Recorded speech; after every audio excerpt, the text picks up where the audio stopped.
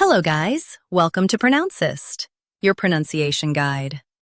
Today we will learn how to pronounce the word shown on the screen. Electoral.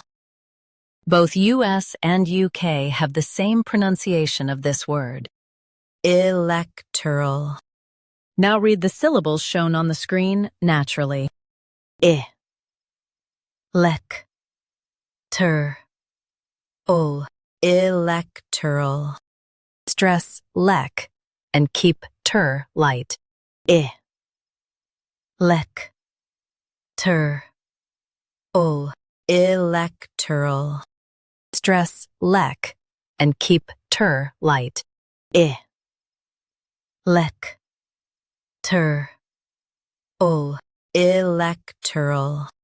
Stress lek and keep light. Lek. Ol. Electoral. Practice repeatedly and you'll soon be able to say this word perfectly. The best way to practice is to repeat the syllable multiple times. The meaning of the word is related to elections and voting. Try repeating this word several times to improve your pronunciation. We post daily videos on useful and commonly mispronounced words to help you speak clearly and confidently.